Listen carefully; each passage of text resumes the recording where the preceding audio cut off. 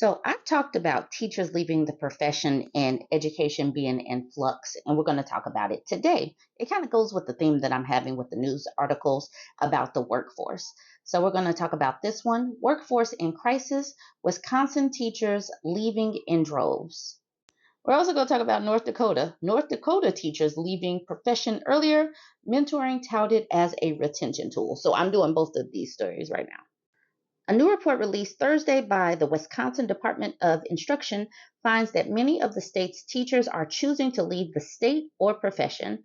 This report shows what we've known for some time now. Our education workforce is in crisis, Superintendent Dr. Jill Underly said. Wisconsin's kids are suffering from losing quality teachers. The report shows nearly 40% of new teachers are leaving the state or the profession in their first 6 years on the job. We need a well-educated citizenry if we're going to have a strong democracy, Underly said. The report also found nearly a third of Wisconsin's new licensed educators aren't taking teaching jobs in state, a fact education advocates blamed on declining teacher pay and increased stress. The report analyzed surveys of Wisconsin school districts conducted during the 2021 and 22 school year. It also looked at salary data between 2010 and 2022. During that period, when adjusted for inflation, teacher pay has fallen 19% on average. Why would teachers stay? Why would teachers stay in this profession? Underly went after the Republican-controlled legislature for not providing enough funding for education, an assertion that Republican State Senator Eric Wimberger from Green Bay refutes. When people say we don't have enough, they never come up with a figure or a plan that describes what enough is. If we actually gave them their definition of enough and then they failed, they would have nowhere to blame except for themselves. Underly wants the legislature to at least help school funding keep up with the rate of inflation. It's been well funded below inflation for at least the last 15 years, Underly said. And so our school districts are making up the cost by raising local taxes through referendum. The state superintendent argues that Republicans are failing public schools by sending education funding elsewhere. They put money into private schools to put money into parental choice voucher programs, which of course the public schools don't see. Maybe Republicans want these teachers to leave their states. I do not know. But these women, typically teachers are a female dominated profession. And they really simply don't see the value of paying women more. And like I said, typically female led, but teachers across the country are leaving these professions and is leaving the education industry in flux. Now I'm going to shift to North Dakota. I already said that I was going to do this one. North Dakota teachers are leaving the profession earlier, but not necessarily for higher paying jobs. Data presented to a task force shows since 2016, the median age of a departing North Dakota teacher due to retirement or leaving the profession has dropped 12 years to 42 years old, according to information from the North Dakota statewide longitudinal data system. In a recent meeting of the Teacher Retention and Recruitment Task Force, data scientists and subject matter experts presented research to task force members on teachers leaving the profession, their wages upon leaving, and the benefits of mentorship on retention efforts, the North Dakota Monitor reported. Sam Unruh, a data scientist for the North Dakota IT department, said he was able to determine that teachers have been leaving the profession much earlier over the last 7 years, and many have earned the same amount or slightly less income in their new jobs.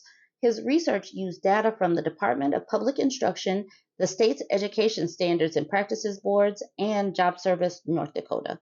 And honestly, even if a person is making slightly less, with what teachers are expected to do in their off time and pay for supplies and stuff, it is probably a wash with less stress. Looking at the age group from about 30 to 45, there wasn't a whole lot of change until 2019 to 2020. I can't attribute that all to COVID, but it certainly appears that at that time something changed.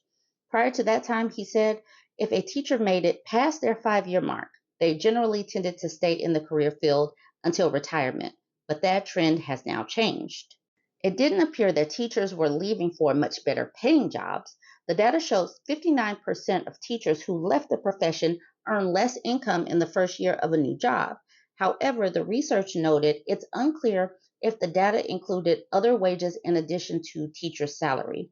Unruh added he doesn't believe that just because departing teachers weren't acquiring higher paying jobs upon leaving that wage adjustments shouldn't be used as a retention tool. The median years of experience of teachers retiring or leaving the profession has also decreased from a median of 23 years of service in 2007 to 9 years, from 23 to 9 in 2023. That is a humongous drop. The research notes there have been geographic differences in teacher retention between 2006 and 2023. Teachers in the northwest corner of the state had fewer years of experience before departing, possibly connected to oil activity. Erin Jacobson, a coordinator for the North Dakota Teacher Support System, said providing mentorship to first and second year teachers improves retention compared to teachers without a mentor. She also pointed out that their mentors do not evaluate the new teachers and do not report their conversations to administrators, but are there to provide professional guidance. What we have found is that is an empowering tool when it is used in that way. She added that new teachers usually need the entire first semester to feel comfortable enough in the classroom to begin making adjustments from the constructive criticism of a mentor. Teachers who are part of the mentor program are also 6 to 11% more likely to stay teaching past their 10-year mark, in greater numbers than teachers who don't participate in the program.